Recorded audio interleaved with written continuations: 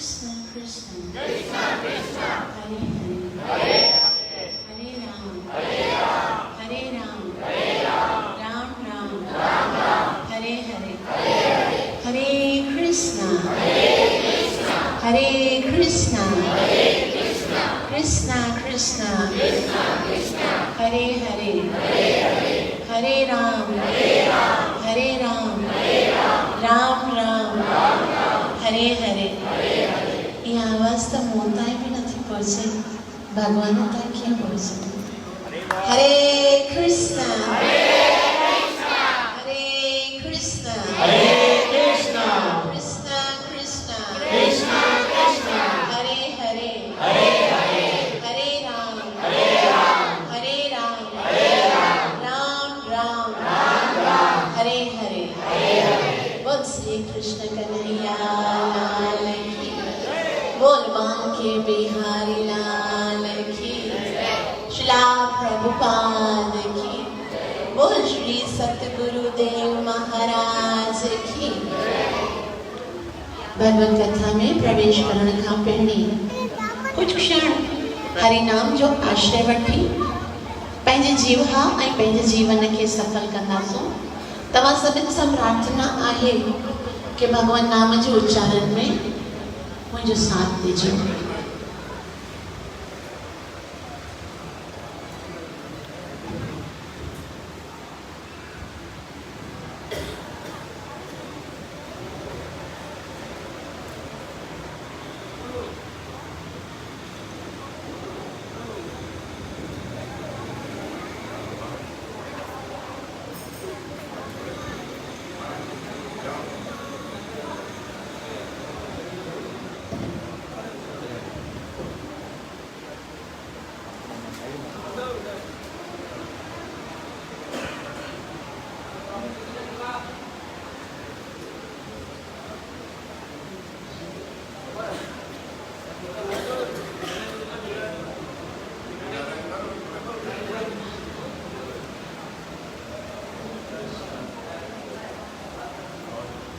Hare Krishna Hare Krishna Hare Krishna Hare Krishna Krishna Krishna Krishna Krishna Hare Hare Hare Hare Hare Ram Hare Ram Hare Ram Hare Ram Ram Ram Ram Ram Hare Hare Hare Hare सभी प्रेम सां मुझे पोयां इन हिकिड़ो नंढड़ो भॼन आहे जेको असां भगवत कथा में प्रवेश करण खां पहिरीं उच्चारण कंदासीं। तव्हां ध्यान सां ॿुधंदा त अवश्य मुंहिंजे पोयां ॻाए सघंदा। जय Radha Madhav Kunj Bihari Jai Radha Madhav Kunj Bihari जय Radha Madhav Kunj Bihari Jai Radha Madhav Kunj Bihari जय गोपी जन लाभा Girivardhari Jai Gopi Jan Vallabha Girdhari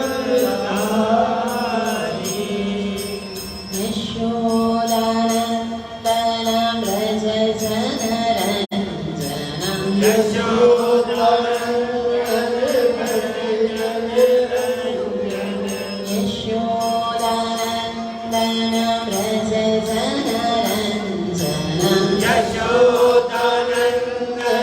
Vraj जनरञ्जनम् Yashodanandan Vraj जनरञ्जनम्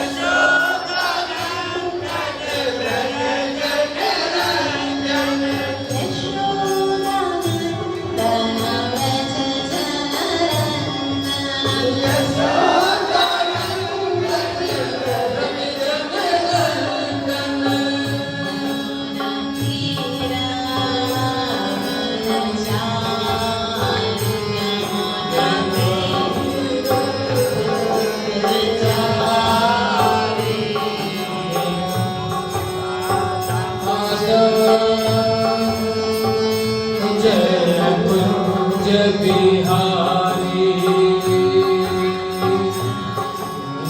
Radha Madhav जय कुंज बिहारी जय श्री कृष्ण चैतन्य प्रभु नित्यानंद श्री अद्वैत गदाधर श्रीवासादि गौर भक्तवृंद जय श्री कृष्ण चैतन्य प्रभु नित्यानंद श्री अद्वैत गदाधर श्रीवासादि गौर भक्तवृंद हरे कृष्ण कृष्ण कृष्ण हरे हरे हरे राम राम राम हरे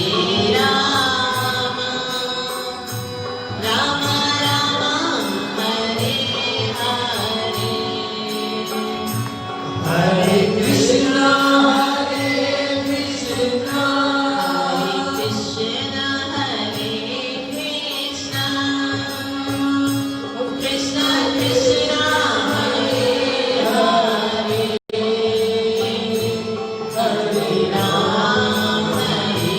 हरे राम राम राम हरे हरे हरे कृष्णा कृष्णा कृष्णा हरे हरे हरे राम राम राम हरे हरे हरे कृष्ण कृष्ण कृष्ण हरे हरे हरे राम राम राम हरे हरे हरे कृष्णा कृष्णा कृष्णा हरे हरे हरे राम ओ राम राम हरे हरे हरे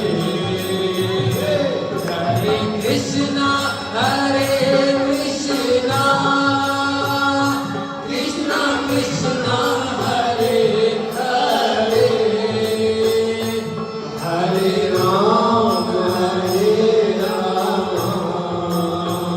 ओ राम राम हरे हरे हरे कृष्ण कृष्ण कृष्ण हरे हरे हरे राम राम राम हरे हरे हरे कृष्णा कृष्णा कृष्णा हरे हरे हरे राम राम राम हरे हरे कृष्ण कृष्ण कृष्ण हरे हरे हरे राम राम राम हरे हरे हरे कृष्णा कृष्णा कृष्णा हरे हरे हरे राम राम हरे हरे जे हिते वणते घणाई पंछी वेठा हूंदा आहिनि ऐं जॾहिं असां उते वञी करे ज़ोर सां ताड़ी वॼाईंदा आहियूं न त छा थींदो आहे सभई उॾी वेंदा आहिनि न तीअं असांजे बि जीवन में केतिरा अपराध आहिनि काम क्रोध लोभ मोह मद मात्सर्य असांजे सॼे शरीर में छुपियल वेठा आहिनि जॾहिं असां हरिअ जे नाम जे उच्चारण जे समय तारी वॼाईंदा आहियूं तॾहिं छा थींदो आहे सभई अपराध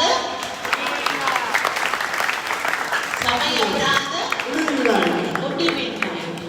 पोइ वरी शिष्य पुछो गुरुअ खां पंछी तो उड़ के दूसरे वृक्ष पर बैठ जाते हैं। पंछी जॾहिं उॾंदा आहिनि त ॿिए वण ते वेही रहंदा आहिनि।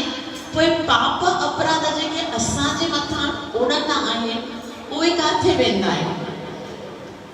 गुरु चवे थो जेको साईं वारो तारी न वॼाईंदो आहे न हुनजे मथां चढ़ी वेंदो आहे। हिकिड़ो पंहिंजा अपराध एतिरा सारा आहिनि ऐं ॿियनि जा बि जेकॾहिं मथे ते न खणणो हुजनि त जॾहिं संकीर्तन थिए तॾहिं तारी वॼाईंदा वञो। हरे कृष्णा कृष्णा कृष्णा हरे हरे हरे राम राम राम हरे हरे हरे कृष्णा कृष्णा कृष्णा हरे हरे हरे राम राम राम हरे हरे कृष्णा कृष्णा कृष्णा हरे हरे हरे राम राम राम हरे हरे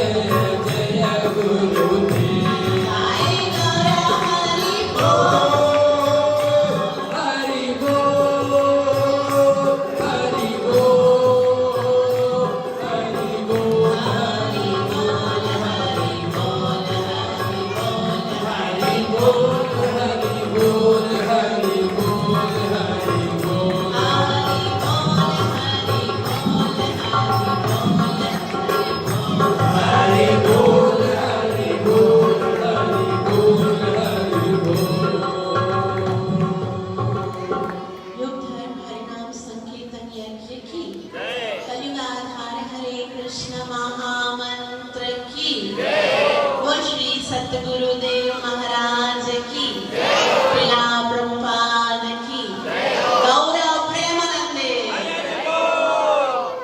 सभी हाथ जोड़ो, अखियूं बंद कयो। हृदय में जेके संसारी ॻाल्हियूं हली रहियूं आहिनि, बुद्धीअ में जेके संसारी विचार हली रहिया आहिनि, उन्हनि सभिनि खे त्यागे करे हृदय में वेठल भगवान श्री कृष्ण सां प्रार्थना कंदे मंगलाचरण कंदासीं, ताकि असां जेकी कुछ ॿुधण वारा आहियूं उन जो असांखे पूरो लाभ प्राप्त थी सके, जेको आहे कृष्ण प्रेम जी प्राप्ति। ईमानदारीअ सां भगवान जे चरणनि जो ध्यान धरियो ऐं मुंहिंजे पोयां चओ ओम नमो भगवते वासुदेवाय। ओम नमो भगवते वासुदेवाय। ओम नमो भगवते वासुदेवाय।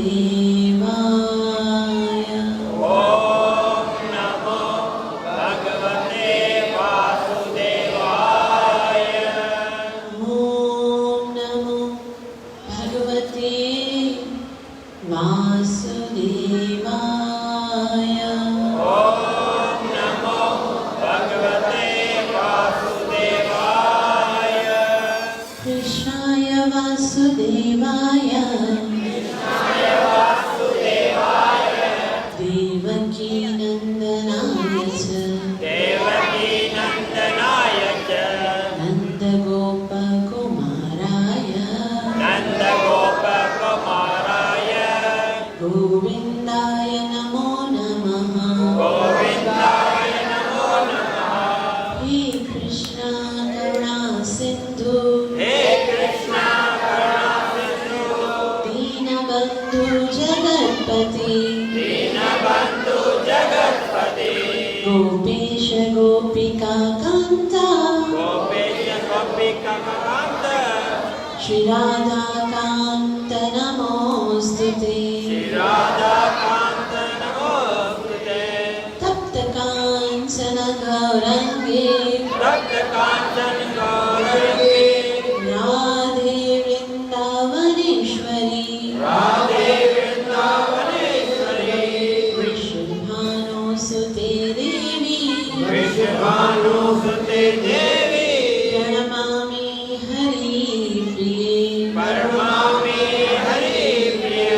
जय श्री कृष्ण चैतन्य जय श्री कृष्ण चैतन्य प्रभु नित्यानंद प्रभु नित्यानंद श्री अद्वैत गदाधर श्री अद्वैत गदाधर श्रीवास आदि गौर भक्त वृंदा।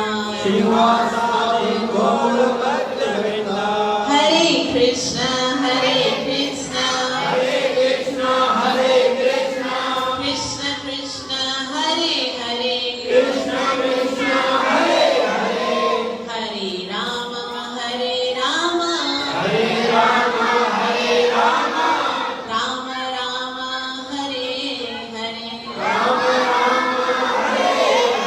बोल श्री कृष्ण कन्हैया लाल की बोल बांके बिहारी लाल की लाडले लड्डू गोपाल की प्रिया प्रभुपाद की बोल श्री सतगुरुदेव महाराज की। सब भेणी ता आयल सॼी संगत जो हृदय जी गहराईअ सां हार्दिक स्वागत आहे ऐं तव्हां सभिनि खे भगवान श्री कृष्ण जे छठीअ जो लख लख। वैसे तो भगवान सां रिलेटेड घणा ई उत्सव हूंदा आहिनि, घणा ई असां त्योहार सेलिब्रेट कंदा आहियूं।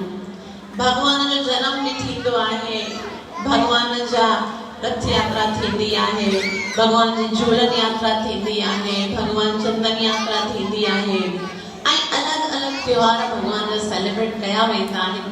लेकिन भक्तन जे लाइ जेको सब फेवरेट शइ आहे न सा छा आहे? अच्छा उहा कहिड़ी शइ आहे जेकी भक्त सदैव चाहींदा आहिनि? उहो छा आहे भगवान जे अंदरि जेको असांखे भगवान खां बि ज़्यादा प्यारो आहे?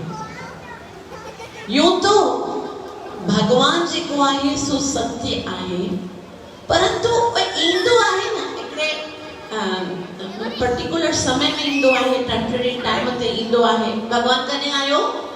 भगवान श्री कृष्ण जो जन्म कहिड़े युग में थियो? द्वापर युग में।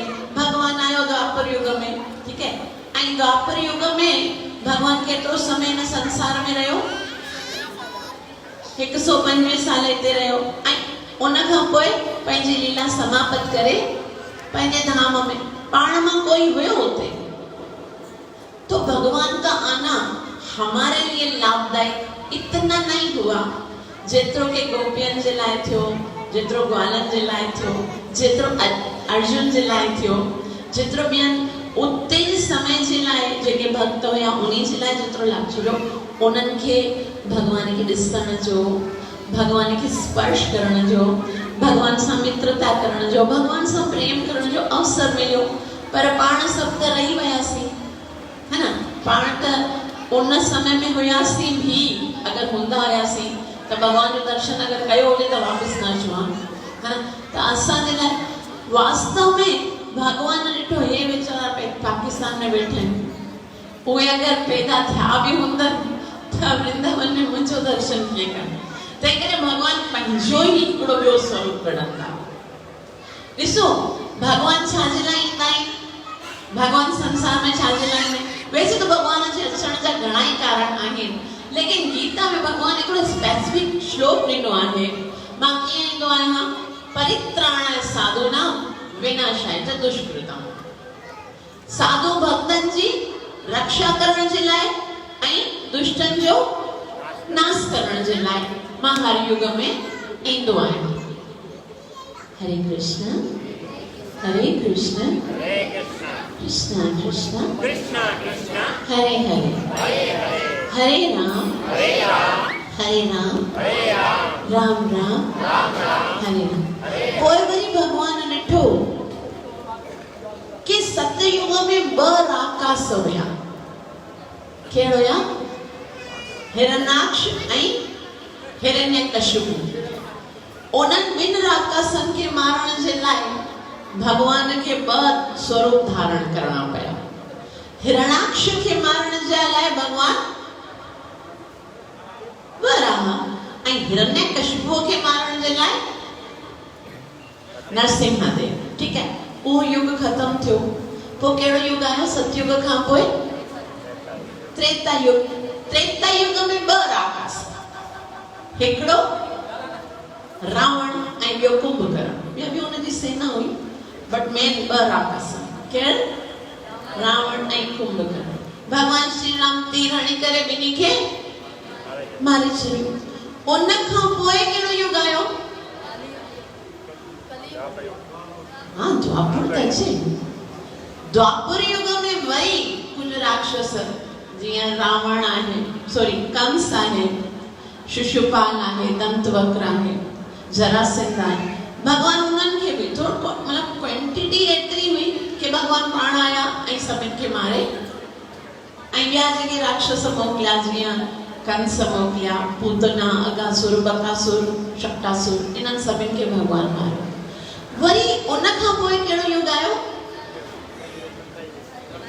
कलयुग। तॾहिं भगवान कंफ्यूज। भगवान सोचियो कि पहिरीं राक्षस जेके हूंदा हुया न से अलॻि ॾिसण में ईंदा हुया। मनुष्य अलॻि हूंदो, उन्हनि जो स्वरूप ई अलॻि हूंदो। राक्षस भयानक हूंदा, वॾा वॾा हुननि जा हियर्स हूंदा हुया, हिते सिंग हूंदा हुया, वॾा वॾा तीत, वॾा वॾा अखियूं। ऐं ओ राक्षसनि जे रण जूं जायूं अलॻि हूंदियूं, मनुष्यनि जे रण जूं जायूं अलॻि हूंदियूं। ऐं राक्षस ॾूरा ई पहचाना, मतलब उन्हनि जो हिकिड़ो ग्रुप हूंदो, ये राक्षस है, ये दैत्य है, ये मनुष्य है। लेकिन कलयुग जॾहिं भगवान ॾिठो कि कलयुग में त उहो ई मनुष्य ॾिसण वारो व्यक्ति उनजे ई अंदर राक्षस छुपियल आहे। ॾिसण लॻंदो आहे मनुष्य ऐं उनजे अंदर काम क्रोध लोभ मोह मद मात्सर्य जड़ा। हाणे ॾिसो रावण जेको आहे न, रावण सो काम जो प्रतीक हो, है ना।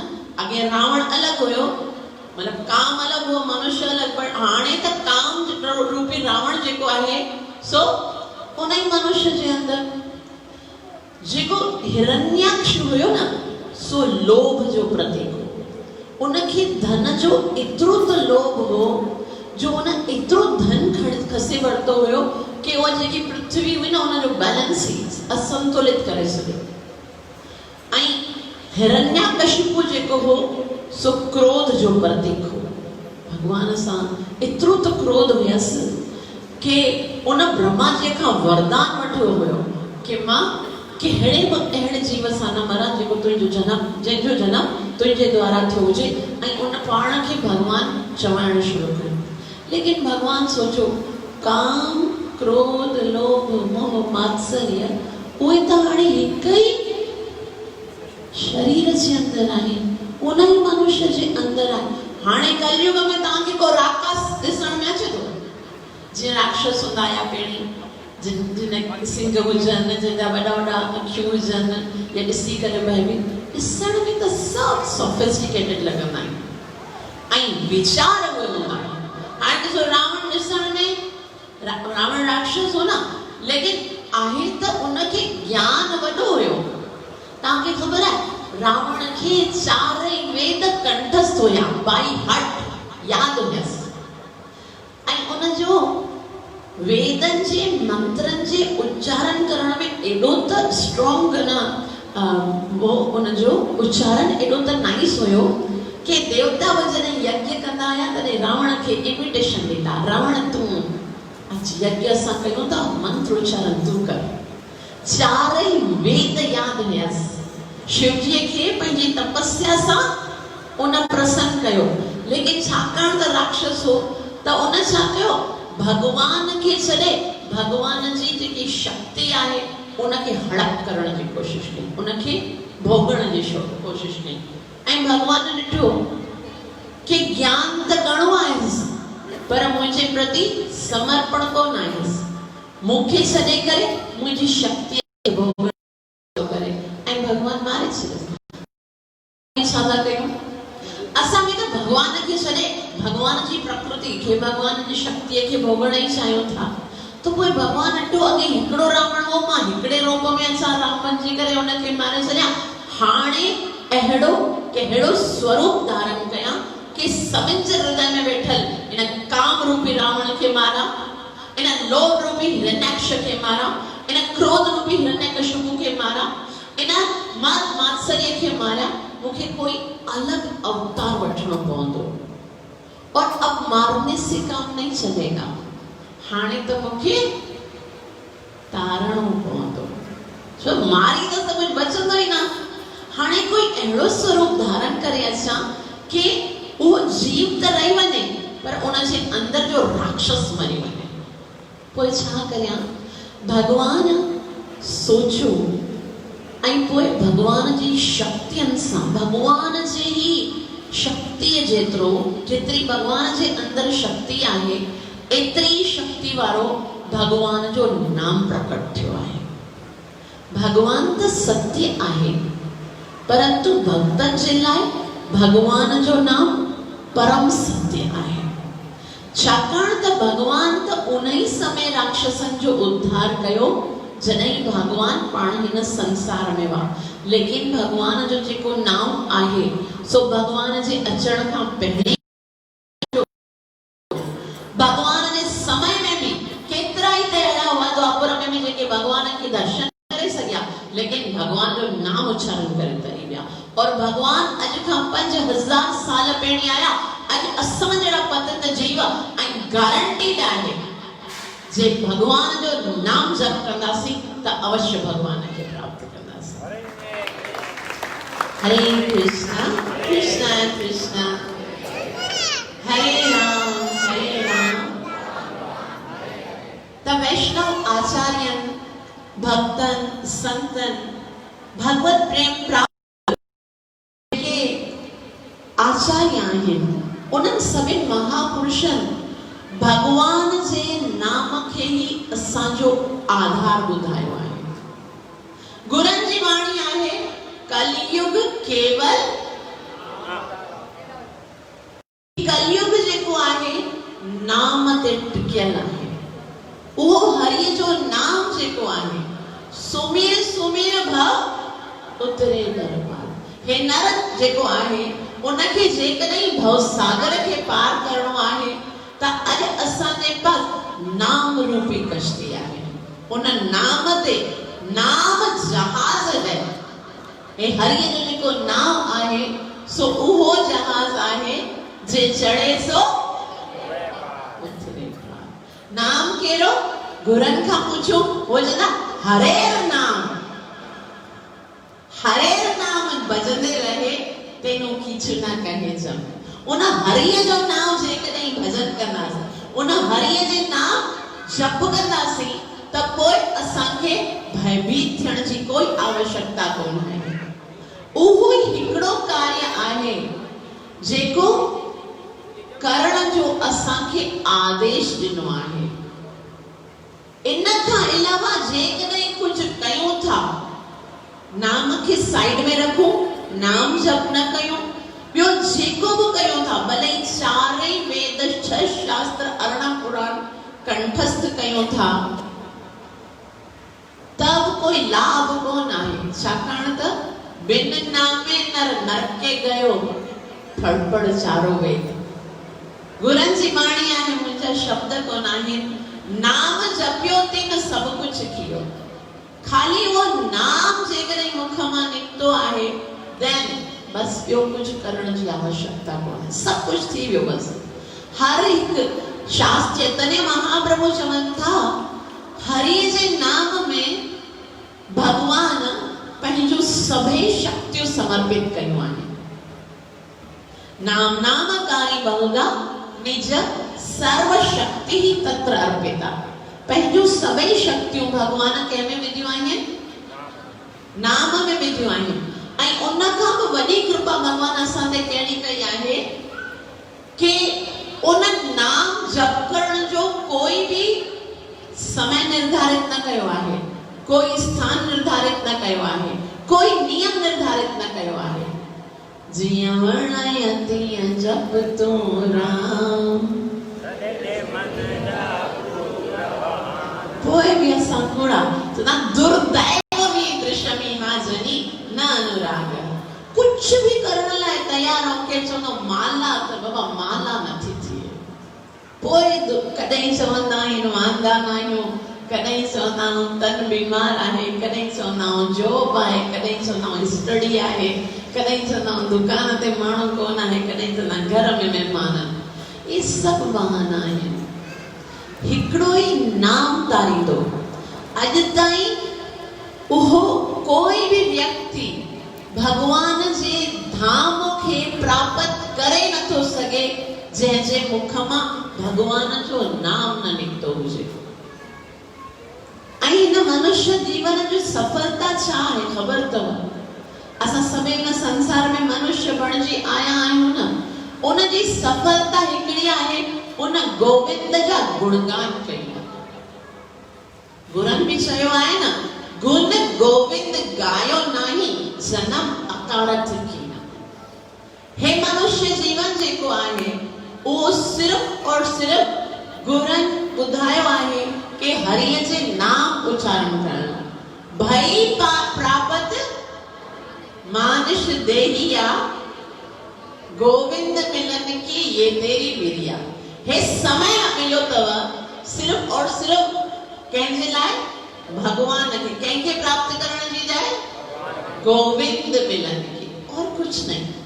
ही मनुष्य देह मिलियो आहे गोविंद खे प्राप्त करण जे लाइ। पोइ असां चवंदा असां त एतिरा बिज़ी आहियूं असां हे बि कंदा आहियूं स्टडी बि कंदा आहियूं जॉब बि कंदा आहियूं घर जो कार्य ये वो तंहिं गुरनि चयो और कारज तेरे किथे न काम। भगवान के पास विंदा ना तो एंट्री इतना आसानी से नहीं मिलेगी।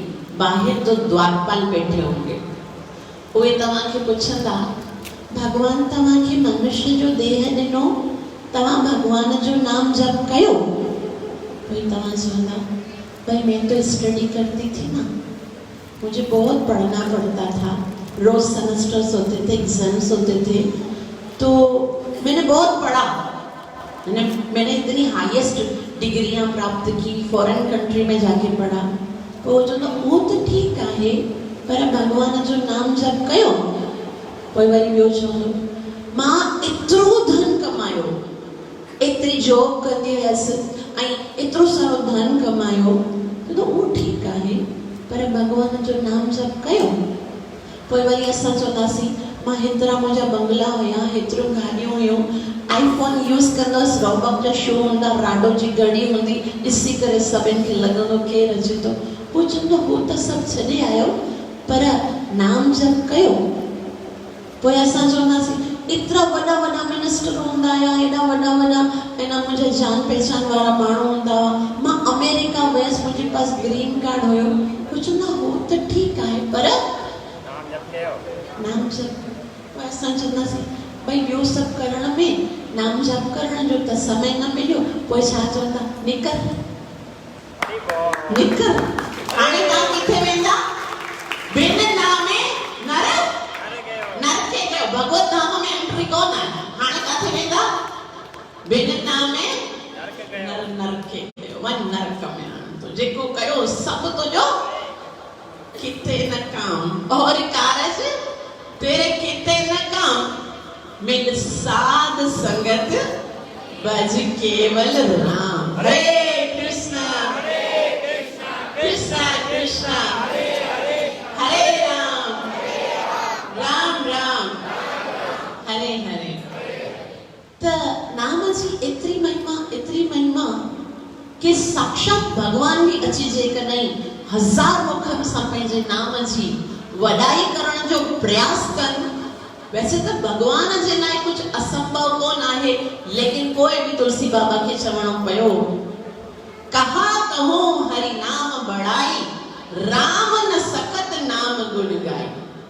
हो पाण को पंहिंजे नाम जी वॾाई, पाण लाड़े तो पत्थर खे डुबी वञे तो, वरी मुंहिंजो नाम न लिखियो आहे, मुंहिंजे हथ खां बि छुटियो तॾहिं बि बुॾी वियो। जीअं पत्थर जे मथां राम लिखियो वेंदो आहे न, उहो तरंदो आहे, उन्हीअ तरह सां असांजो हृदय बि पाषाण आहे, पत्थर आहे। जेसिताईं हरिअ जो नाम न लिखंदासीं तेसिताईं इन भव सागर में डुबिया पिया हूंदासीं। जेकॾहिं भव सागर खे पार करणो आहे त उनजो हिकिड़ो ई रस्तो आहे, हरे कृष्णा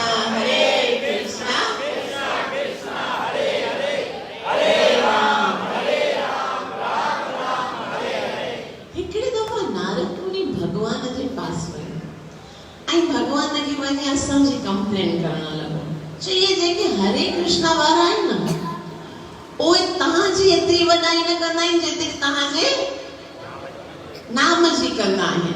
तूं मूंखे ॿुधाए आख़िर नाम जी महिमा केतिरी आहे? छा नाम तव्हां खां बि वॾो आहे छा? भगवान जो चवनि त सही था, मूंखे ॾिसी करे बि केतिरनि जो उद्धार कोन थियो। भगवान जो दर्शन भला कंहिंखे कयो, थोड़ो याद कयो। कृष्ण सामने वेठो आहे, दुर्योधन छा थो चवे? पकड़ लो इस ग्वाले को और बंदी बना लो। दुर्योधन भगवान जो दर्शन कयो, न त भगवान सां प्यार प्राप्त थियसि, ना ही भगवान सां न भगवान जी भक्ति कई। भगवान साक्षात त्रिलोकी जो नाम ॾेखारे थो, दुर्योधन मां साक्षात भगवान पंहिंजो रूप बि ॾेखारी। अर्जुन खां पहिरीं दुर्योधन खे हस्तिनापुर में देखा, मजाला दुर्योधन प्रणाम तक न करोसि। भगवान जो वाकई मूंखा ज्यादा महत्व तो मुझे नाम जो। हाँ ॾिसो, भगवान जो दर्शन धृतराष्ट्र भी कयो, भगवान जो दर्शन कंस भी कयो, भगवान जो दर्शन रावण भी कयो। ॿुधाए कंहिंखे भक्ति उत्पन्न थी, प्रेम भगवान जे लाइ उत्पन्न थियो। बाक़ी जे भगवान जो दर्शन न कयो हुजे, हरदास ठाकुर भगवान जो दर्शन न कई, खाली भगवान जो नाम जप कई ऐं भगवान जी भक्ति प्राप्त थी। हज़ारे अहिड़ा नाम उच्चारण करे भगवत भक्ति प्राप्त कया न, लेकिन भगवान दर्शन करे केतरा होना जी भगवान और भी द्वेष शिशुपाल भगवान सामने आयो ऐं सवे घाई ॾिनी अथसि भगवान तू हे मतलब भगवान खां बि वधीक वधाई। नारद मुनि पुछण लॻो भगवान सब चवनि था त नाम तोखां बि ज्यादा महत्वपूर्ण आहे, मूंखे तव्हांजे मुख मां तुंहिंजे नाम जी महिमा ॿुधाइणी आहे। मां चाहियां थो पतो न हे सही चवनि था या नथा चवनि, हिकु भेरो तूं पंहिंजे नाम जी महिमा पाण ॿुधाए, तव्हांजे मुख मां ॿुधंदसि त मूंखे ज्यादा सुठे तरीक़े सां सम्झ में ईंदो। तॾहिं भगवान जो नारद मां तोखे पंहिंजे नाम जी महिमा छा ॻोल्हे ॿुधायां, चलो हिकिड़ो प्रैक्टिकल था कयूं। ठीक आहे। नारद मुनि वैकुंठ में भगवान शीर सैया ते आराम सां लेटिया पिया आहिनि। लक्ष्मी महारानी शरण चापे रही आहे ऐं भगवान खे हाणे पंहिंजे नाम जी महिमा ॿुधाइण जे लाइ पंहिंजी शैया खां उथी करे वैकुंठ जे दरवाजे खां ॿाहिरि अचणो पियो। ऐं ॿाहिरि नारद मुनि खे भगवान चवे थो, नारद उते परे परे ॾिस, उते तोखे छा थो ॾिसण में अचे?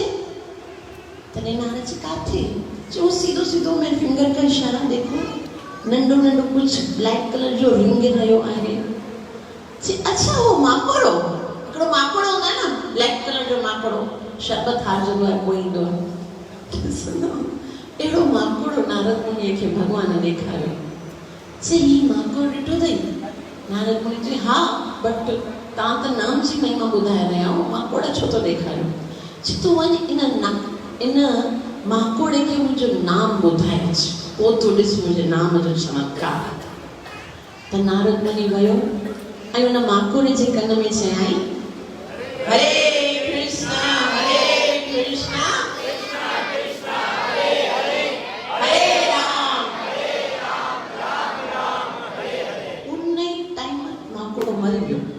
हरिनाम सत।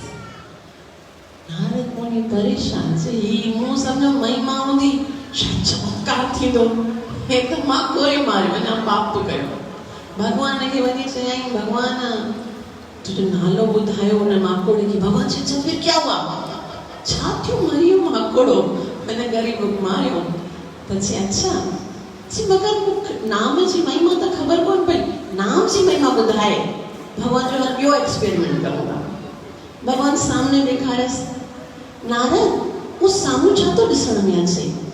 त हिकिड़ो गार्डन हुयो, गार्डन में गुलाब जा, चमेली जा, मोतिया जा गुल हुया ऐं उते हिकिड़ी सुंदर सी बटरफ्लाई हूंदी आहे न तितली, सा उॾी रही हुई। नारद मुनि चई भगवान मूंखे तितली ॾिसण में अची रही आहे, ही केतिरी तुंहिंजी कुदरत शानदार आहे।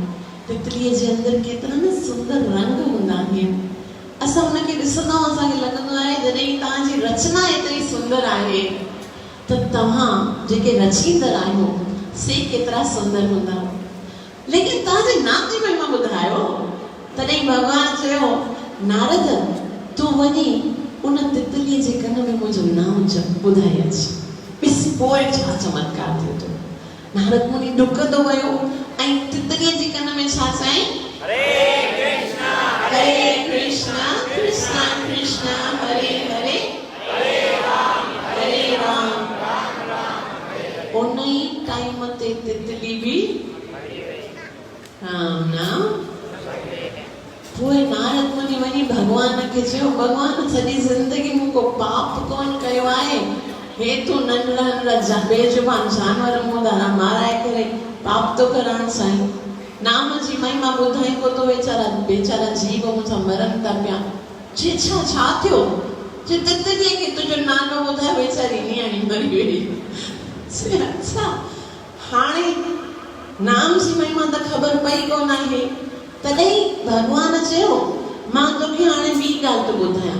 हिते ॾिस हिकिड़ी गऊ आहे, गऊ खे अञा नई माना इन ई टाइम ते गाबी ॼमी आहे, वो नंढी बछड़ी हूंदी आहे न गऊ जी, वो अञा इन कुछ भी न ॿुधो आहे, मतलब अञा जस्ट उन जो जन्म थियो आहे, तू वञी इन जे कन में मुंहिंजो नाम जब ॿुधाए, मुंहिंजो नाम ॿुधी करे ॾिस कहिड़ो चमत्कार थो थिए।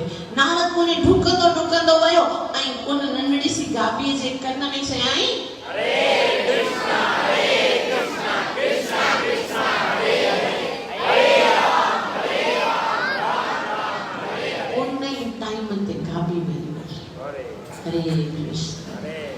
नारद मुनि खे ॾाढो दुख थियो, चई माकोड़ी बटरफ्लाई त चलो ठीकु आहे, गौ हत्या त केतिरो वॾो पाप आहे, ऐं भगवान मुंहिंजे सां, मां एॾो वॾो ब्राह्मण आहियां, देव ऋषि आहियां, मूंखां भगवान इहो पाप करायो, हाणे वञी भगवान खां पुछां ई नथो। भगवान चयो मुंहिंजो पाप इहो तुंहिंजे सुसीअ ते, तुंहिंजे चवण ते कयो न, छो न जेको कराईंदो आहे उहो पापी। त भगवान सां हाणे रुष्ट हुयो, हाणे मूंखे नाम जी महिमा पुछणी ई कोन, एॾा पाप हाणे मां त पंहिंजो पाण में गिल्ट थो फील कयां। भगवान चयो न हिकिड़ो दफ़ो अञा हिकिड़ो एक्सपेरिमेंट लास्ट वक़्तु आहे, न तुंहिंजे मूंखे करणो ई कोन आहे। से न हाणे त क्लाइमेक्स शुरू थियो आहे, अब तुम हाणे त न सही जेकी इहो त सॼो ट्रेलर हो, फिल्म हाणे शुरू थींदी, सही करणो छा आहे मूंखे हाणे इहो ॿुधाईंदो, मां मुंहिंजे कारण अगरि कंहिंजी मृत्यु थी न, पोइ ॾिसे मूंखां सुठो केरु कोन्हे दुनिया में, सही न आख़िरी ॻाल्हि आहे। छा ॿुधाए छा कयां, जेको तुंहिंजे इन शहर जो जेको राजा आहे न, उनखे घणनि सालनि खां पोइ पुट ॼमियो आहे, हींअर पुट ॼमियो त पुट ॼमे त सभ खां पहिरीं उन जे कन में भगवान जो नाम ॿुधाइणु घुरिजे। जीअं ई कंहिंजे घर में ॿार पैदा थिए त हिकिड़ो कमु कयो, उन जे कन में वञी करे चओ हरे कृष्णा हरे राम राम हरे। उन टाइम ते उहो जेको नाम ॿुधंदो न, ॼमण खां सभ खां पहिरीं, ॿियो कुझु ॿुधण खां पहिरीं जेको ॿार नाम ॿुधंदो आहे न, उहो नाम सॼी ज़िंदगी उनजी सुरक्षा कंदो आहे। असांजो छा प्रॉब्लम आहे, ॿार ॼमंदो आहे, ॿार ख़बर पवंदी, नर्स खां पुछंदासीं छा ॼाओ, पुट ॼाओ, पुट उते पियो हूंदा, हुनखे वाधायूं, हुनखे वाधायूं, इहो यादि ई न हूंदो आहे कि ॿार खे बि कुझु उनजो संस्कार, उहो अभी आत्मा हिकिड़ी संसार में ॼमी आहे, उनजे लाइ कुझु करणो आहे, उनखे विसारे छॾियो, दुनिया यादि हूंदी आहे। वो इंडिया वारनि खे उन ई टाइम ते सेल्फी ॾींदा आहिनि, उन ई टाइम ते स्टेटस रखियो हूंदा, बच्चे के लिए क्या किया? उन टाइम ते ॿार खे भगवान ॼिभ ते अञा हनी ऐं देसी घी मिलाए करे भगवान जो नाम लिखिबो आहे, कन में भगवान जो नाम, उनजो जातक संस्कार कयो वेंदो आहे। लेकिन असां इहे सभु ॻाल्हियूं विसारे छॾियो, हाणे बसि असां ख़ाली मोबाइल ते असां उहो जेको न ॿियनि खे पब्लिसिटी करणु ईंदी आहे, बसि ख़ाली पब्लिसिटी, सॼी दुनिया खे उन ई टाइम ते, माउ खे बाद में ख़बर पवंदी आहे, दुनिया खे पहिरीं ख़बर पवंदी आहे पुट ॼमियो आहे। त पोइ नारद मुनि खे भगवान चयो, राजा खे पुट ॼमियो आहे, कुझु बि कन में वञे उन खां पहिरीं तो वञी करे उन जे कन में हरे कृष्णा कृष्णा कृष्णा हरे हरे, हरे राम राम हरे हरे। नारद मुनि जो ॾिस, पहिरीं माकोड़ो मारियो, उन खां पोइ तितली मारी, उन जो को वारिस कोन हो, गाबी मारे भॼी आयो, उनजो बि अगरि मालिक ॾिसे त छॾे कोन, उहे त चलो पोइ बि जिनावर हुआ। अगरि राजा जो पुट जेको एतिरनि ॾींहंनि खां पोइ ॼमियो आहे, उनखे कुझु थियो, पोइ त मूंखे फांसी ते चाढ़े छॾींदो राजा। न बाबा, ये गेम खेली मैंने, मुझे मां नथो कुॾां, भले मूंखे तुंहिंजे नाम जी महिमा पुछणी कोन्हे, मैं जानना ही नहीं चाहता बस। तॾहिं भगवान चयो न बसि इहा आख़िरी आहे, आख़िरी गोटी आहे, खेॾे वठे। तॾहिं चई मूंखे भउ थो लॻे, चई मां वेठो आहियां न, बचाईंदुसि तूं तुंहिंजो विश्वास रख। नारद मुनि वियो राजा वटि, ऐं राजा हुनखे ॾिसी करे एतिरो ख़ुशि थियो। यादि रखो, अव्हां जे मथां भगवान जी कृपा आहे, भगवान तव्हां सां ख़ुशि आहे या न आहे, उनजो प्रमाण छा आहे, उनजो सबूत छा आहे। को चवंदो संत गुरुअ जी कृपा आहे जो मूंखे धन मिलियो आहे, को चवंदो गुरुअ जी कृपा आहे जो मूंखे सुंदर कारोबार आहे, मुंहिंजो एतिरी सारी अर्निंग थींदी आहे। कोई चवंदो आहे गुरनि जी कृपा आहे जो मूंखे पुट पैदा थियो आहे। ये सब गुरनि जी कृपा थोड़ी आहे, हे सब त तव्हांजे कर्मनि जे अनुसार मिलियो आहे। गुरनि जी कृपा न हूंदी आहे, जेके गुरुअ जी पूजा न कंदा आहिनि, जेके गुरनि जे शरण में न ईंदा आहिनि, उन्हनि वटि धन न हूंदो आहे छा? केतिरा अमीर हूंदा आहिनि, रईस हूंदा आहिनि, जेके भक्ति नाम जी कोई शइ न कंदा आहिनि, छा उन्हनि जे पास धन न हूंदो आहे? हूंदो आहे। जेके भगवान जे मंदिर में न ईंदा आहिनि, छा पुट न ॼमंदा आहिनि? ॼमंदा आहिनि न, केतिरा अहिड़ा पुट उन्हनि जा हूंदा आहिनि। जेके भगवान जे दर ते न ईंदा आहिनि, छा उन्हनि खे सुंदर स्त्रीअ सां विवाह न थींदो आहे? है ना? चवंदा आहिनि सूत दारा और लक्ष्मी पापी के घर होए, उन जे लाइ भक्ति करण जी त आवश्यकता ई कोन आहे। ऐं गुरनि में लिखी ॾिनो रत्ती घटे ना दिल बढ़े जो लिख दिया करता। आपको जो धन मिला है, जो वैभव मिला है, जो संतान मिला है, वो आपके कर्मों का है। किसी की शरण में नहीं जाओगे ना तो भी मिलेगा। बाकी गुरनि जी मुझे मथा कृपा आहे या कोन आहे, भगवान जी मुझे मथा कृपा कोन आहे या आहे, उन जो सिर्फ हिकिड़ो ई प्रमाण आहे कि संत समागम हरि कथा। असांजे जीवन में केतिरो असांखे संतन जो संग मिले थो, केतिरो शुद्ध वैष्णवन जो दर्शन, केतिरो असांखे भक्तन जो संग मिलियो आहे, केतिरो भगवान जी कथा ॿुधण जो अवसर मिलियो आहे। जिह्वा जेकी आहे केतिरे दफ़ा भगवान जो नाम उच्चारण कंदी आहे। हरे कृष्णा कृष्णा कृष्णा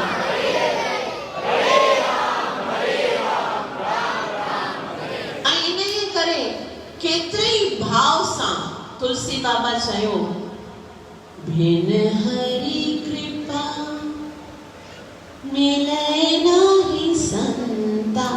उन हरिय जी कृपा थींदी आहे तॾहिं संत मिलंदो आहे, ऐं संत जी कृपा थींदी आहे पोइ भगवान मिलंदो आहे।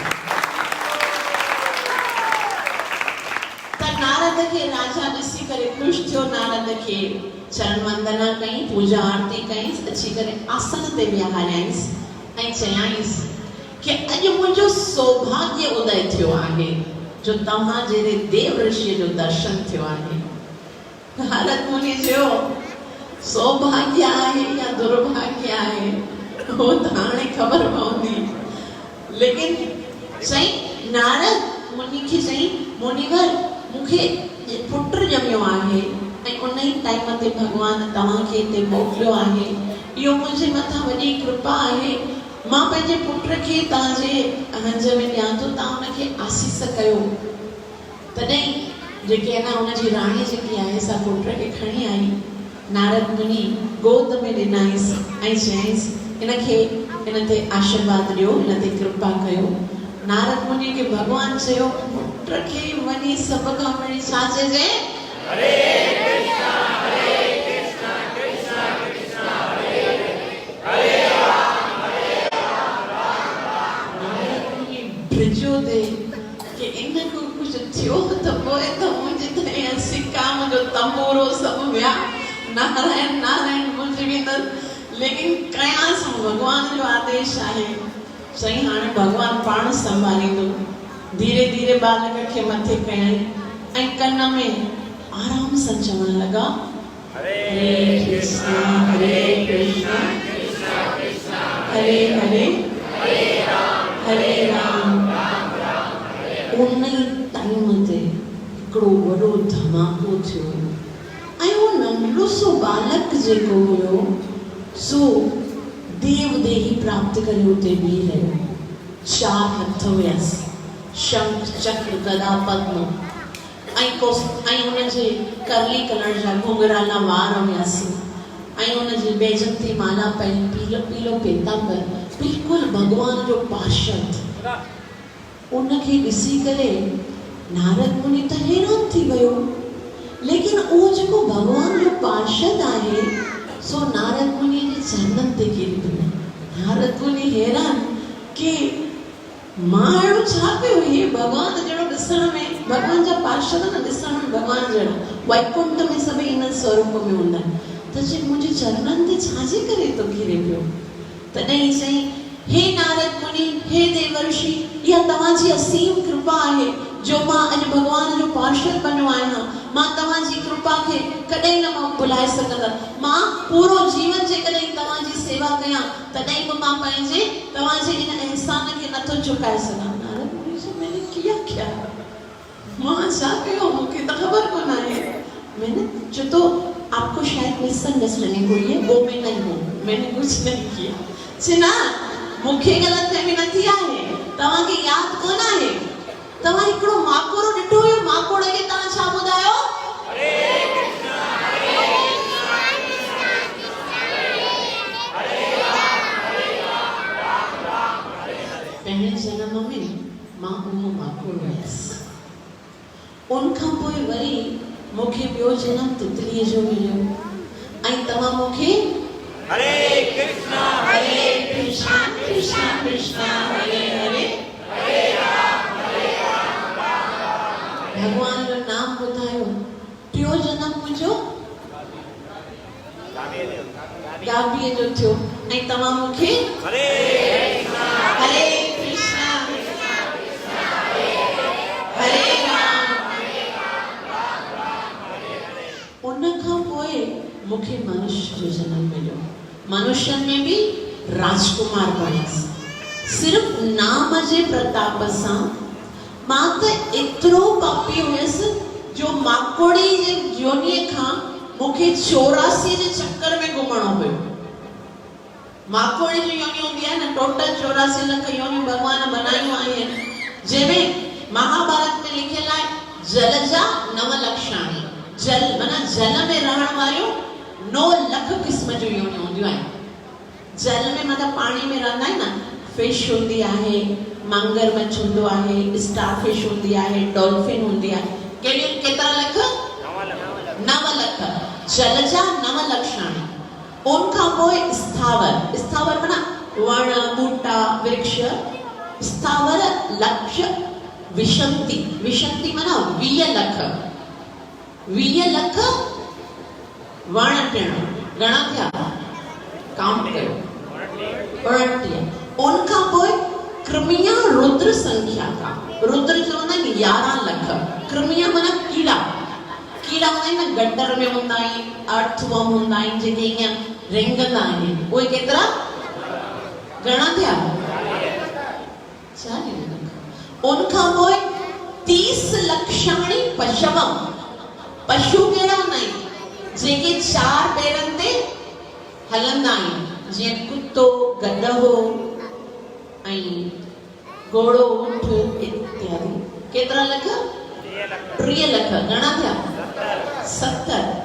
10 लक्षाणी पक्षिणाम। पक्षी चवंदा आहिनि जेके उॾामंदा आहिनि, तोतो, कबूतर, कांग, है ना, बिल्ली, बिल्ली न उॾामंदी। 10 लख उॾामण वारा। घणा थिया? 80 लख जिनावरनि जूं योनियूं भोगणियूं पवंदियूं आहिनि। 84 जो जेको चक्कर हूंदो आहे न, 80 लख जानवरनि जूं योनियूं ऐं 4 लक्षाणी मानव। 4 लख क़िस्म जा मनुष्य हूंदा आहिनि।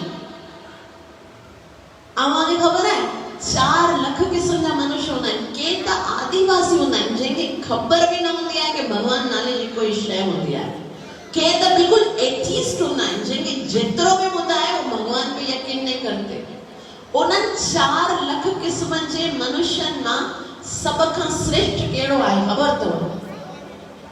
भगवान Shri Krishna Shrimad Bhagavad Gita chapter number 7 verse number 3 7 अध्याय श्लोक नंबर 3 में चवनि था, मनुष्याणां सहस्रेषु कश्चित् यतति सिद्धये यततामपि सिद्धानां कश्चित् मां वेति तत्त्वतः। मनुष्याणां सहस्रेषु, हज़ारनि मनुष्यनि मां को हिकिड़ो, कश्चित् यतति सिद्धये, को हिकिड़ो सीधी राह ते वञण जी इच्छा कंदो आहे। भगवान अर्जुन खे छा चयो? हज़ारनि मां को हिकिड़ो। बाक़ी घणा बताओ? 900। मैथमेटिक्स सही है ना? 999 जेके हूंदा आहिनि। अर्जुन चइबो हो छा कंदा आहिनि? हिकिड़ो हूंदो आहे जेको सही रास्ते ते वेंदो आहे। 999 छा कमु कंदा आहिनि? भगवान जी उहे कुतनि वारा कमु कंदा आहिनि। कहिड़ा कमु? आहार निद्रा ॿई मैथुन। उहे उथंदा आहिनि सुबुह सवेर, चवंदा आहिनि जल्दी जल्दी नाश्तो लॻाए मूंखे दुकान ते वञिणो आहे। पोइ दुकान ते वेंदा आहिनि, सॼो ॾींहुं गॾाउनि वांगुरु कमु कंदा आहिनि ऐं राति जो अची करे भालू की तरह सो जाते हैं। या फिर संतान उत्पन्न करना है। ये कम त केर कंदा आहिनि? आहार निद्रा ॿई मैथुन। ये केर कंदा आहिनि? जानवर खाईंदा आहिनि न। जानवर खाईंदा बि आहिनि, सुम्हंदा बि आहिनि, ॿार बि पैदा कंदा आहिनि ऐं घर बि बणाईंदा आहिनि। ऐं 999 मुंहिंजो शब्द कोन आहे, भगवान जो उहे बि इहो ई कमु कंदा आहिनि। ऐं उन्हनि मां को हिकिड़ो हूंदो आहे जेको भगवान जो नाम जप कंदो आहे। छा कंदो आहे? नाम जप कंदो आहे। यततामपि सिद्धानां कश्चिन् मां वेति तत्त्वतः। को हिकिड़ो हूंदो आहे जेको मुंहिंजी शरण में अची करे मुंहिंजो नाम जप कंदो आहे। हरे कृष्णा कृष्णा कृष्णा हरे राम तो वो जेको पार्षद आहे सो नारद मुनि खे चयो, वैसे तो मूंखे 84 लख योनियुनि में गुज़रणो हुयो, लेकिन इन हरि नाम जो इहो महात्मा आहे, इहा महिमा आहे कि उन हरि नाम खे जेकॾहिं मां तव्हांजे मुख मां ॿुधो, इहा मुंहिंजी 84 4 जन्मनि में कटिजी वई। हरे कृष्णा कृष्णा कृष्णा हरे हरे हरे राम राम राम हरे हरे। तो उन्हें भगवान जे पवित्र नाम करण जो अॼु ॾींहुं आहे। जीअं असांजे सनातन धर्म में घणा ई संस्कार हूंदा आहिनि। संस्कार सम्झो था? 16 संस्कार हूंदा आहिनि ऐं 16 संस्कार कॾहिं खां शुरू थींदा आहिनि? जॾहिं खां असांजो जनम बि न थियो हूंदो आहे। असांजे जनम जो बीज बि न अञा ताईं हूंदो आहे, तंहिंखां उहो शुरू थींदो आहे। ऐं अंतिम संस्कार हूंदो आहे मृत्यु के बाद, जो अंतिम संस्कार करना है मरण खां पोइ। मीन्स जन्म से पहले से लेकर मरने के बाद तक वो संस्कार हलंदा आहिनि। ये संस्कार करण जो लाभ है। जीअं छठी हिकिड़ो संस्कार आहे न। असां सभई ॿार ॼमंदा आहिनि, कोई छठी कंदा हो न। छठी हिकिड़ो संस्कार आहे ऐं छाजे लाइ कयो वेंदो आहे? ॾिसो, असां सभई जेके बि हिन संसार में जन्म वठंदा आहियूं न, जेको बि हिन संसार में जन्म वठंदो आहे उन जो हिकिड़ो ई कारण आहे। छा कारण आहे?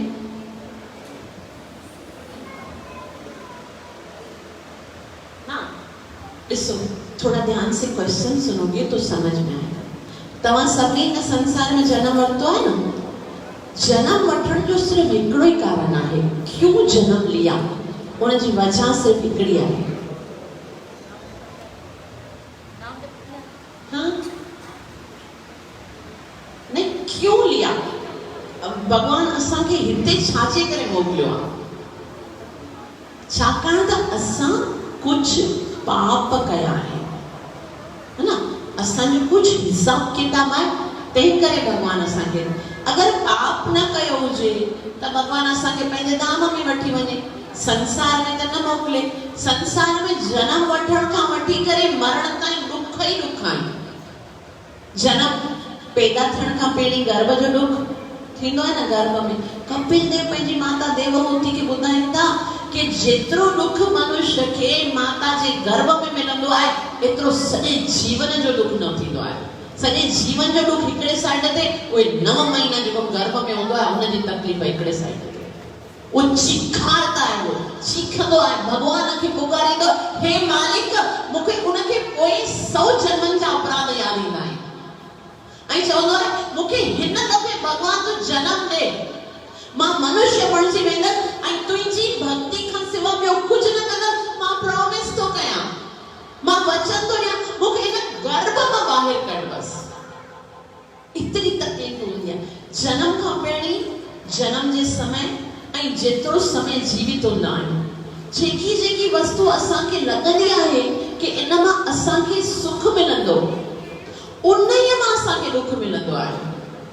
असांजो पंहिंजो पर्सनल एक्सपीरियंस, भगवान Shri Krishna Shrimad Bhagavad Gita chapter number 5 verse number 22, 5 अध्याय श्लोक नंबर 22 में चवनि था, यही संस्पर्शजा भोगा दुख योनय एवते आर्यन्तवन्त कौन्तेय न तेषु रमते बुधा। हिन संसार में हर उहा वस्तु, हर उहा व्यक्ति जंहिंखां तव्हां सोचो था कि इन खां मूंखे आनंद प्राप्त थींदो, सुख प्राप्त थींदो, उहा ई तव्हांजे दुख जो कारण थींदी आहे। चाहे वो घर हुजे, चाहे वो गाड़ी हुजे, चाहे वो मोबाइल हुजे, चाहे वो तव्हांजो पुट हुजे, चाहे वो तव्हांजी पत्नी हुजे, जंहिंखे तव्हां सोचो आहे कि इसके द्वारा मुझे सुख मिलेगा, उसी के द्वारा दुख मिलता है। अॼु ॾिसो असां पंहिंजे दुखनि जे कारण ज्यादा दुखी कोन आहियूं, पंहिंजनि जे दुखनि जे कारण ज्यादा दुखी आहियूं। ॿार खे तकलीफ़ थींदी आहे, दुखी केरु थींदा आहिनि? माता पिता। असां सम्झंदा ॿार मुंहिंजे आनंद जो कारण बणजंदो, लेकिन उसी के उन ही तरह गाड़ी वठो नई वणी, है ना, एकदम नई, बिल्कुल 0 मीटर फॉर्च्यूनर निकायो, ठक लॻेसि, ओह इसने व्हाई यू हिट मी, लॻंदो गाॾीअ खे आहे, लॻंदो आहे दिलि टुटी वियो। हो मोबाइल चोरी थी वेंदो आहे, अगरि उनखे पाणी में किरी वियो, ईअं लॻंदो आहे मुंहिंजो जीवन ख़त्म थी वियो। इसके अंदर मेरा कितना डेटा था, इतना सब गया, ये लगंदो आहे जे ज़िंदगी ख़त्म थी वई आहे। हर वो वस्तु जेकी असां सोचींदा आहियूं कि असांजे सुख जो कारण बणजंदी, उहा ई असांजे दुख जो कारण बणजंदी आहे। त ही मनुष्य जो देह असांखे मिलंदो आहे छाकाणि त असां कुझु अपराध कया आहिनि। तंहिं करे इहो असांजो कर्तव्य आहे कि हाणे इन मनुष्य जे देह में अहिड़ो प्रोटोकॉल हुजे जंहिंजे कारण इन आत्मा खे सरलता सां भगवत धाम में वठी वञे। तंहिं करे संस्कार कया वेंदा आहिनि ऐं पहिरियों संस्कार थींदो आहे गर्भधान संस्कार। जॾहिं वर ऐं वधूअ जो विवाह थींदो आहे ऐं उन खां गर्भदान खां पहिरीं हिकिड़ो यज्ञ कयो वेंदो आहे, ब्राह्मण खे घुरायो वेंदो आहे। गर्भदान संस्कार माना सभई घर में नाम जप कंदा आहिनि, कीर्तन कंदा आहिनि। हम लोगों को तो पता ही नहीं है, असांखे त कंहिं ॿुधायो ई कोन्हे, असांखे छा ख़बर। असां त जीअं जानवरनि जी लाइफ आहे न, संस्कार खां सवाइ मनुष्य जी लाइफ और जानवर जी लाइफ में कोई डिफरेंस ही कोन आहे। गर्भदान संस्कार खां पोइ ॿियो नंबर जो संस्कार कहिड़ो हूंदो आहे? Anybody knows? असांखे त नाला ई न ख़बर। ॿियो संस्कार हूंदो आहे जातक संस्कार, माना जंहिं ॾींहुं मनुष्य जो जन्म थींदो आहे। कुत्ता ॿिलियूं त रोड ते ॼमंदा आहिनि, मनुष्य जो जंहिं ॾींहुं जन्म थींदो आहे उन ई ॾींहुं संस्कार ॼणा ख़बर हूंदो आहे हाणे जन्म भॻवान जो थियो। उनजे बाद नंदोत्सव कयो वियो, नंद महाराज संस्कार कयो, ब्राह्मणनि खे घुरायो वियो, स्वस्ति वाचन करायो वियो, मंत्रास पढ़ाया विया, हरिनाम जो संकीर्तन। इहो उन टाइम ते जंहिं टाइम ते उन आत्मा असांजे घर में जनम वठंदो आहे। उन खां पोइ वरी करवट बदन जो संस्कार थींदो आहे। उन खां पोइ नामकरण संस्कार थींदो आहे, जेको अॼु असां भॻवान जो करण जे लाइ हिते एकत्रित थिया आहियूं। नाम उहो वस्तु हूंदो आहे जेको असांखे पहचान ॾींदो आहे। जीअं संसार में बि असां कोई बि शइ अगरि असांखे घुरिजे त पहिरीं असां छा चवंदा आहियूं? उनजो नाम चवंदा आहियूं। कोई भी अगर मुझे प्यास लगी तो मैं पानी ढूंढूंगी, तभी लोगों को समझ में आएगा। उन्हीं तरह से संसार में जॾहिं असांखे कोई वस्तु घुरिजे त उनजो नाम पुकार सां मिलंदो आहे। उन्हीं तरह जेकॾहिं भगवत प्राप्ति करणी आहे त उनजो नाम पुकारे करे भगवान मिलंदो आहे। हरे कृष्णा कृष्णा कृष्णा हरे हरे, हरे राम राम राम हरे हरे। ऐं भगवान जो नामकरण संस्कार कंहिं कयो ख़बर अथव? छठी कंदा आहियूं न, कंहिं कयो? किसी को पता है? हाँ? नाम छा अथसि? न वो तो दादा कुलगुरु ही कयो तो उनजो नाम छा आहे? गर्गाचार्य। कुलगुरु गर्गाचार्य जेको हो। अच्छा गर्गाचार्य त यदुवंशन जो गुरु हो। आई नंद महाराज के हुया गोप हुया। वसुदेव जेको आहे उन ॾिठो नंद महाराज वारा गोप ग्वाल आहिनि, हे त मुंहिंजे पुट खे ॿोर में छठी कंदा या न कंदा, मतिलबु जेके गोप ग्वाल हूंदा आहिनि उहे ईअं प्यार सां नाव रखी छॾींदा आहिनि। भगवान 100 ॾींहंनि जो थी वियो, 100 दिन के हो गए कृष्ण अभी तक नाम नहीं रखा। 100 ॾींहं जो को कन्नो चवंदो आहे, को सांवरो चवंदो आहे, को श्याम चवंदो आहे, कोई चित चोर चवंदो आहे, कोई मनमोहन चवंदो आहे, कोई छा चवंदो आहे। भगवान नाम जी कंहिंखे चिंता ई कोन आहे, छठी कोन थी अञा ताईं। तॾहिं वसुदेव सोचो मुंहिंजे पुट जी छठी करणु घुरिजे। गर्गाचार्य खे चई महिरबानी कयो वञो नंद बाबा जे घर में मुंहिंजो पुट विहारे आयो आहियां, मुंहिंजी छठी करे अचो, नाम रखी अचो। ऐं हुते नंद बाबा भी सोचे तो पियो कि जेकॾहिं जो नाम न रखियो त नालो बिगड़जी वेंदो। सभु चवंदा नाम न रखंदा त नालो बिगड़जंदो आहे न, कोई छा चवंदो कोई छा चवंदा, हिकिड़ो स्पेसिफिक नालो त हुजणु घुरिजे। त इहो सोचे रहिया हुआ त नंद महाराज जे घर में गर्गाचार्य अची वियो। गर्गाचार्य खे ॾिसी नंद महाराज आनंदित थी वियो। अरे मां तव्हांजो ई सोचो थे कोई अहिड़ो शुद्ध वैष्णव अचे जेको मुंहिंजे पुट जो नामकरण संस्कार करे। नंद बाबा केतिरो ई आदर प्रेम सां हुनजो आवाजन कयो, हुनखे घुरायो, विहारो आसन ते, पेरनि ते किरी पंहिंजे नेत्रनि जे जल सां हुननि जा चरण धोई करे चवण लॻो इहो मुंहिंजे मथां भगवान जी कृपा जो प्रदर्शन आहे, भगवान जी कृपा जो प्रमाण आहे कि तव्हां जहिड़ा संत मुंहिंजे घर में आया आहिनि। तव्हां कृपा करे मुंहिंजे पास आयो, तव्हांखे मूंखे ख़बर आहे कुझु न घुरिजे, तव्हां त पूर्ण आहियो, तव्हां त आनंदित आहियो, तव्हांखे कुझु न घुरिजे। तॾहिं गर्गाचार्य चयो जेकॾहिं कुझु घुरिजे न त तव्हांजे घर छो अचां? कोई कहीं तभी तो जाता है जब उसको उसी चीज की। असांजे घर में को ब्राह्मण ईंदो असां छो सोचूं आयो दान वठण जे लाइ, मन में ईअं हूंदो आहे कुझु लेने आया है। लेकिन नंद बाबा छा जवाब तो ॾे ख़बर अथव? तो इन करे आयो आहीं छाकाणि त तव्हां भक्तनि जो हिकिड़ो ई कर्तव्य आहे, हिकिड़ो ई उद्देश्य आहे, असां जॾहिं पतित जीवन खे भगवान जो नाम ॾेई वञो बसि। भक्त जॾहिं ईंदो आहे न तव्हांजे घर में तव्हांखे ब्लेसिंग ॾियण जे लाइ ईंदो आहे। भक्त अगरि कंहिंजे जीवन में बग़ैर घुराए कंहिंजे घर में भक्त वञे न, सम्झो अॼु भगवान असांखे प्रसन्न थियो आहे। असां त ॿाहिरि ई पर्ची वठंदा आहियूं, पोइ ईंदो आहे पर्ची खणी करे भई इहो प्रोग्राम आहे तव्हां अचिजो, हिन त दान वठण आयो आहे, डोनेशन वठण आयो आहे। लेकिन हिन जो वो लेने नहीं आता, वो आपको कृपा देने के लिए आता है। तॾहिं नंद महाराज चयो कि मूंखे ख़बर आहे तव्हां वठण न आयो, तव्हां त गर्ग मुनि कंहिंजे घर आयो आहे? कंहिंजे घर? थोड़ा और आगे सोचो, किसके घर? और आगे थोड़ा और अंदर आके सोचो, भगवान जी घर आयो। कंहिंजे घर?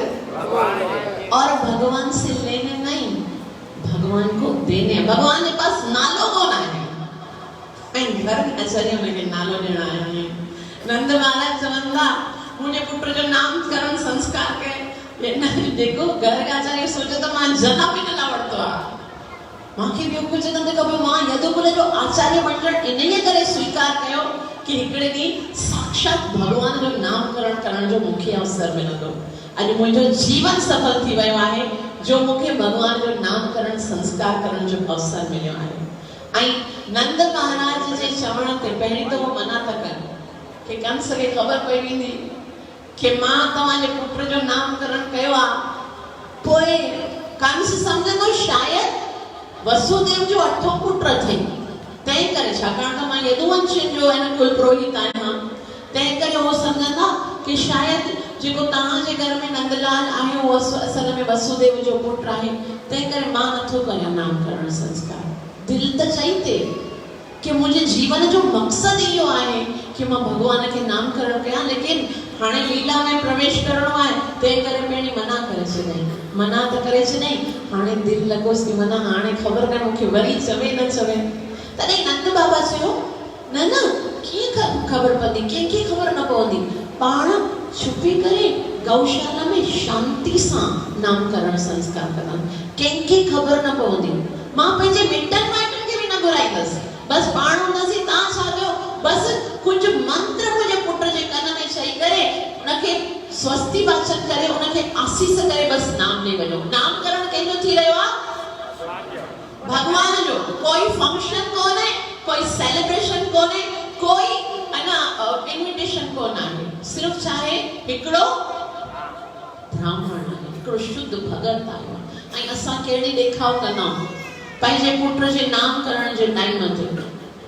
छठियूं कंदा उन्हनि में बि कुकड़ पवंदा आहिनि। छठी हूंदी आहे उहो हिकिड़ो संस्कार आहे, उन्हनि जा नामकरण हूंदो आहे, सभिनि देवताउनि जो आसीस मिलंदो आहे, उन नाम सां सॼी ज़िंदगी वो पहचान वेंदो आहे। ऐं असां उन्हनि जा दावत पियो कंदा आहियूं, घणाई त जानवर पोहाईंदा आहियूं। उहो त सिर्फ़ हिकिड़ो संस्कार आहे, अहिड़ो यज्ञ आहे। उन में त हरिअ जो नाम उच्चारण करणु घुरिजे ताकि सॼी ज़िंदगी उन बालक खे आशीर्वाद मिलंदो रहे, उनजे जीवन में सुख अचे, उनजे जीवन में शांति अचे। छा कंहिंजी हत्या करण सां कंहिंजो जीवन आनंदित थियो आहे? अॼु विवाह जे टाइम ते बि वध कयो वेंदो आहे जानवरनि जो। विवाह जे टाइम ते 33 करोड़ देवी देवताउनि खे घुरायो वेंदो आहे, गणेश स्थापना कई वेंदी आहे ताकि उहे अची करे असांजे बालक खे आशीर्वाद ॾियनि। जिते जानवरनि जी बलि ॾिनी वेंदी आहे उते कोई देवी देवता न ईंदा आहिनि, राक्षस ईंदा आहिनि। तंहिं करे संस्कारनि जो जेको समय हूंदो आहे न, उहो स्पेशली हरिनाम जो हूंदो आहे। गर्ग आचार्य खे नंद बाबा चयो, शांति सां सिर्फ़ हरिअ जो नाम उच्चारण करे मुंहिंजे पुटनि जो नामकरण कर। ऐं गर्ग आचार्य स्वीकार कयो। पंहिंजे चयाईं बलराम जो नामकरण कंदासीं। ऐं चवाईं कि ही उहो आहे, छाकाणि त बलदेव जी वॾो आहे रोहिणी पुत्र। उनखे गोद में खणी करे चयाईं कि ही वॾो आहे ऐं ही उहो आहे कि भगवान जेको सॼे संसार खे आराम प्रदान कंदो आहे, जेको भगवान सॼे संसार खे आराम प्रदान करण वारो आहे, उन ई भगवान खे जॾहिं आराम करणो हूंदो आहे तॾहिं इन शेषनाग जे शैया ते अची आराम कंदो आहे। ही शंकरषण आहे। इन जो नालो बल हूंदो आहे, इन में घणी शक्ति आहे, तंहिं करे इन जो नालो बलराम थींदो। इनखे ॿियनि बि नालनि सां पुकारियो वेंदो। इन जो नालो बलदाव हूंदो, छाकाणि त भॻवान जो वॾो भाउ आहे। ऐं इन सां गॾोगॾु इनखे संकर्षण चयो वेंदो। ऐं इन इहे तरह सां बलराम जो नाम रखण खां पोइ भगवान श्री कृष्ण खे खयाईं हंज में। ऐं जीअं ई भगवान श्री कृष्ण खे हंज में खयाईं, उन ई तरह उन ई टाइम ते गर्ग आचार्य स्तंभित थी वियो। स्तंभित माना उन जो होश खत्म थी वियो, बुद्धि खत्म थी वई, सॼी ज्योतिष विद्या भुलिजी वियो। भगवान खे स्पर्श कयो अथई, उनखे यादि ई न रहियो मां आयो छाजे लाइ।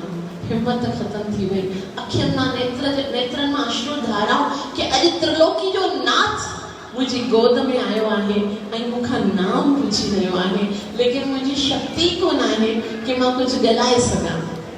उन टाइम ते गर्ग आचार्य खे छा फील थी रहियो हो, छा महसूस करे रहिया हुआ, ये त उहो ई ॼाणनि था। असांजी त इलाही वॾी कृपा आहे भगवान जी असांजे मथां कि असां उन समय खे ॿुधण जो भगवान असांखे अवसर ॾिनो आहे, उन्हनि शब्दनि खे ॿुधण जो। गर्ग आचार्य सोचनि था त्रिलोकी नाथ, मां सॼो जीवन इन पल जो इंतज़ार कयो कि कॾहिं मूंखे तव्हांजो नामकरण करण जो अवसर मिलंदो, ऐं अॼु जॾहिं इहो समय आयो आहे तव्हां मूंखे मुंहिंजो इहो हाल करे छॾियो आहे। शब्द मुंहिंजा साथ नथा ॾियनि, शक्ति ख़त्म थी वई आहे। जीअं कृपा करे इहो अवसर ॾिनो अथव, ईअं कृपा करे शक्ति ॾियो। अॼु अगरि मां चुकी वियसि, अॼु अगरि मां तव्हांखे नाम न ॾेई सघंदि, मुंहिंजो जीवन अजायो थी वेंदो। उनजे मुख मां आवाज़ ई नथी निकिती। ऐं भगवान ॾांहुं निहारे करे भगवान खे प्रार्थना कयाईं, तॾहिं उनखे कुझु शक्ति मिली ऐं चवणु लॻो नंद बाबा खे कि तव्हांजो इहो जेको पुत्र आहे न, सो कोई साधारण कोन आहे, इहो हर युग में जन्म वठंदो आहे। सतयुग में रक्त रंग में ऐं कलयुग में तप्त पीत वर्ण में जो जन्म थियो आहे। नंद बाबा त गोप हुयो, संस्कृत जा वॾा श्लोक समझी न सघियो त आचार्य ॿुधाइनि था सतयुग में भगवान हंस जो अवतार वरितो जेको सफेद कलर जो हो। त्रेता युग में भगवान यज्ञ जो अवतार वरितो जेको लाल कलर जो हो। ऐं कलयुग में भगवान पीत वर्ण यानी पीले रंग गोल्डन मेल्टेड गोल्ड तप्त कांचन भगवान जेको आहे सो तप्त पिघलते हुए सोने जो अवतार वरितो जंहिंजो नालो आहे चैतन्य महाप्रभु निताई गौर प्रेमानंदे। कोई चवंदा आहिनि कि चैतन्य महाप्रभु जो जिक्र त कहिड़े शास्त्र में लिखियल ई कोन आहे। हे हरे कृष्ण वारा चवंदा आहिनि सॼो ॾींहुं निताई गौर प्रेमानंदे। लेकिन गर्ग आचार्य श्रीमद् भागवतम 9 सिकंद 6 अध्याय नामकरण जे टाइम ते ॿुधाइनि था कि कलयुग में भगवान जो पीत वर्ण चैतन्य अवतार ईंदो आहे ऐं हींअर द्वापर में भगवान श्याम वर्ण में आयो आहे। ऐं हिन जो मां कहिड़ो नालो ॾियां? गर्ग आचार्य चवे थो हिन खे मां कहिड़े नाले में समेटियां? ॾिठो वञे त सभु नाला इन जा आहिनि और ॾिठो वञे त कोई नाले में मापजी नथो सघिजे। इन जे कर्म जे अनुसार इन जे गुणनि जे अनुसार इन जा करोड़ों नाला हूंदा इन्हनि जी लीलाउनि जे अनुसार। ॾिसो भगवान जहिड़ी लीला कंदो अहिड़ो नालो थींदो आहे न। मखण चोरी कंदो आहे त माखन चोर चवंदा आहिनि ऐं हृदय चोरी कंदो आहे त चित चोर चवंदा आहिनि। बांसुरी वॼाईंदो आहे त मुरलीधर चवंदा आहिनि। रास रचाईंदो आहे त रास रचैया चवंदा आहिनि। गोवर्धन खणंदो आहे त गिरधर चवंदा आहिनि। गायूं चारींदो आहे त गोपाल चवंदा आहिनि। चितो हरि के 1000 नाम करोड़ नाम कृष्ण के। इतना नाला आहिनि मां हिकिड़े नाम में इनखे कीअं क़ैद करे सघां थो।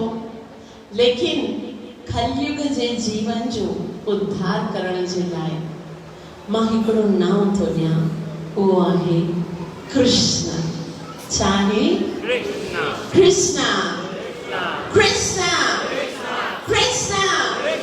कृष्ण हरे कृष्ण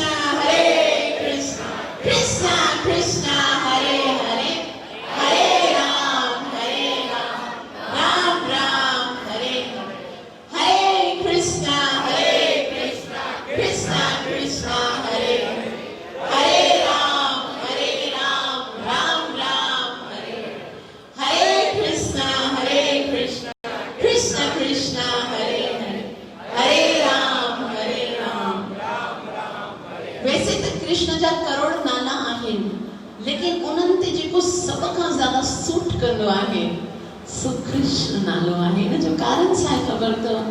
छाकाणि त कृष्ण जी सभ खां वॾी क्वालिटी आहे पंहिंजी ओर आकर्षित करणु। जेको हिकु दफ़ा इन कृष्ण खे ॾिसी वठंदो आहे जेको हिकु दफ़ा भॻवान खे ध्यान सां ॾिसंदो आहे न उन जो हिन संसार में ॿियो सभु जेकी आसक्ति आहे न सा ख़तम थी भॻवान में लॻी वेंदी आहे। हिकिड़े दफ़ा भॻवान जी ओर आकर्षण उत्पन्न थी वेंदो आहे न पोइ लॻंदो आहे कि बस और कुछ नहीं चाहिए। इतरो कृष्ण तो सुंदर आहे कि जीअं श्रीमद् भगवत गीता में हिकिड़ो सुंदर श्लोक आहे 2.59 में चवंदा आहिनि विषया विनिवर्तन्ते निराहारस्य देहिनां रसवर्जं रसोप्यस्य परं दृष्ट्वा निवर्तते। वैसे तो असां केतिरो ई चऊं असांखे हिते न ॾिसणो असांखे हे न करूं असांखे हो न करूं असां लेकिन हिकिड़ी दफ़ा जॾहिं असांजे जीवन में हायर टेस्ट अची वेंदो आहे कृष्ण जो नाम अची वेंदो आहे कृष्ण अची वेंदो आहे पोइ संसार जो जेको आकर्षण आहे जेको मोह आहे जेकी आसक्ति आहे उहा पाणी छुटी वेंदी आहे। तंहिं करे तव्हां सभिनि खे भॻवान जे नामकरण जो हिकु विहार वारी लख लख वाधायूं। हरे कृष्ण कृष्ण कृष्ण हरे हरे राम तव्हां सभिनि जा लख कृपया मूंखे आसीस कयो त मां पाण बि भगवान जो नाम जप करे पंहिंजो जीवन सफल करे सघां। हरे कृष्ण। जेकॾहिं कुछ प्रश्न हुजे, कोई क्वेश्चन हुजे तो पूछी सघो।